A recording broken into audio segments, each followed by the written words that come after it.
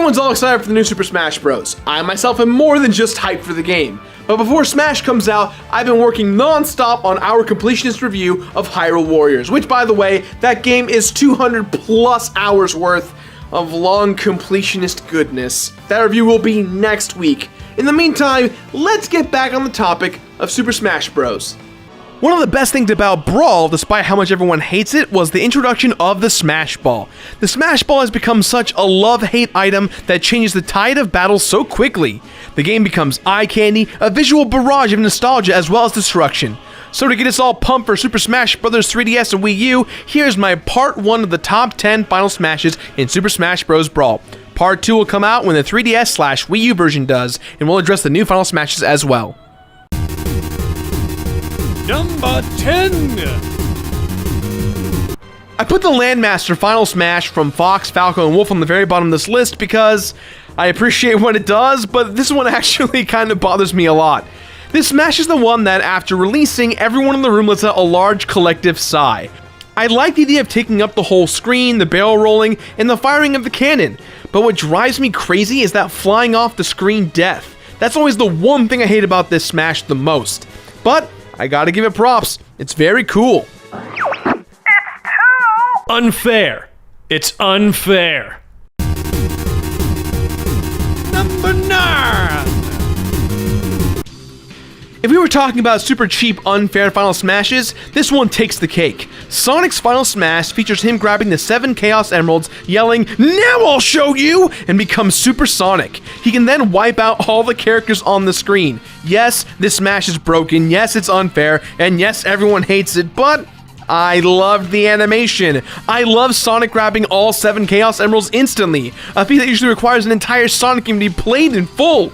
It's perfect for Sonic's character and what he does best.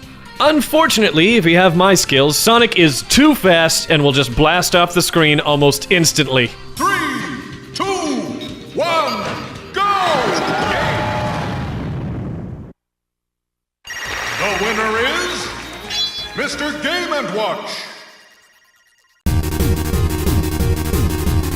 Number 8.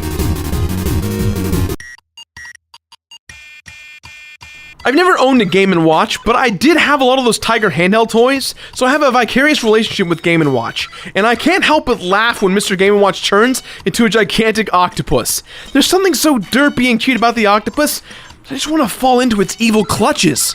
Almost as much as you want to fall into the bacon. Fall into it. Fall into it. Fall into the bacon. Number 7. Kirby has always been one of those characters that I haven't really explored or gotten into. I've only played one Kirby game, and that's Kirby's Dream Land. You all saw that review. Hopefully. 1 or 2 of you. I see those hands. In any case, King DDD as a villain is really funny. His duck beak, his big belly, and large hammer always made me realize that a villain is allowed to be just as silly as our hero sometimes, and his final smash is evidence of this. Take a look.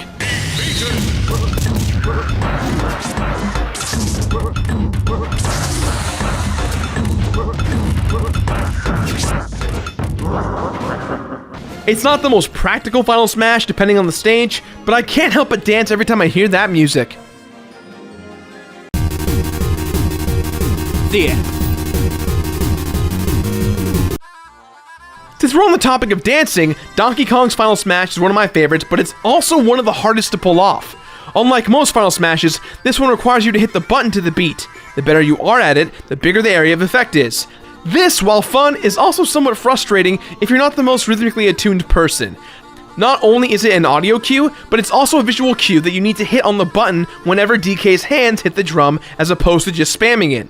Yeah, if you don't nail that one, you just look like a fool. A big, foolish monkey fool. Number 4. Maybe I'm a bit biased, but I really love Donkey Kong 64. I love the rap, the collectibles, again, another game we reviewed here on the show, and it's one of my favorites. Diddy Kong's final smash pays direct tribute to the game, featuring Diddy Kong shooting his peanut gun all over the place while blasting all around his jetpack. I'm really bad at controlling Diddy during it, but that's the point. I do have a blast seeing it every time though. Space Attack Monkey! Number cuatro. The one thing I love most about Pokemon, even more than the games, is the anime. I don't know why, as cheesy as it is, the anime really captured my imagination at a young age. And with the Pokemon Trainer, the fact that we can control 3 different Pokemon is really cool.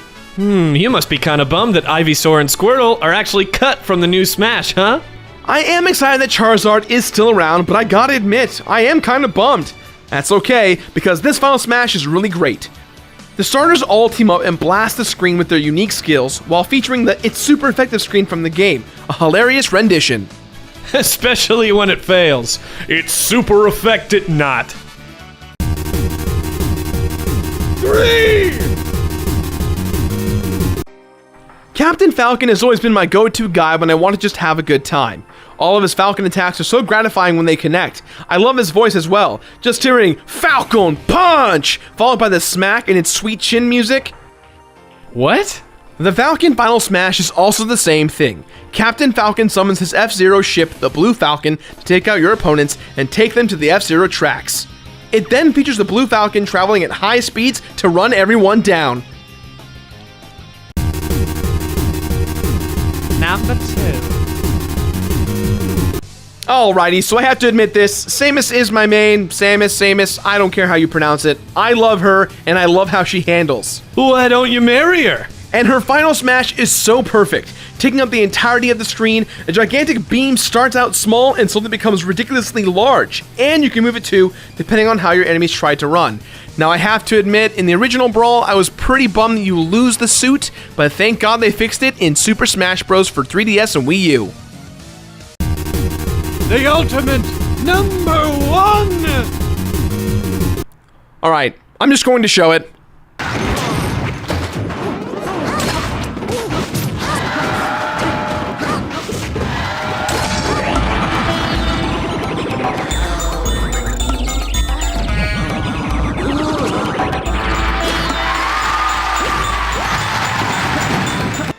It's weird. It makes no sense. It does different effects to different characters. It plays some stereotypical Middle Eastern music, and Luigi's poke does way too much damage. It makes no sense, and it's just all crazy, and you know what? I love it. It's too funny to not unleash this. Luigi's reputation in the Smash games has been entertaining, as he's just been spiraling out of control into the bizarre land that Luigi dwells in. You know what? I feel like Luigi is slowly turning into me. Now I just need a mustache, and be a plumber, and stereotypically Italian. Yeah. And there you guys have it. My favorite Final Smashes from Super Smash Bros. Brawl. Put your thoughts somewhere on the internet on what your top 10 are. Facebook, Twitter, Tumblr, Instagram, all that stuff. Any and all reasons, let me know. We'll see you guys next week for our brand new review of Hyrule Warriors, the day that it comes out. It's going to be exciting. Now, if you excuse me, let's watch King DDD dance. Let's watch his dance. That's my impression of it. It's not very good.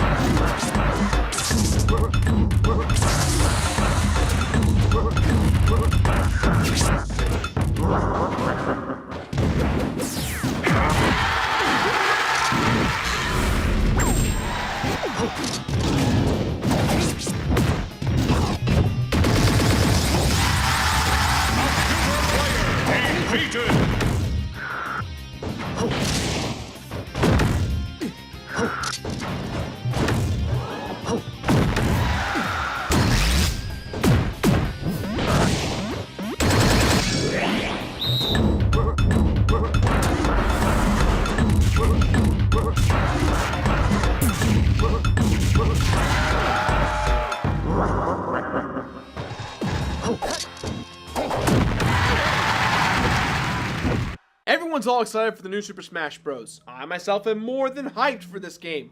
But before Smash comes out, there is seriously one motorcycle guy who is just driving around the goddamn block.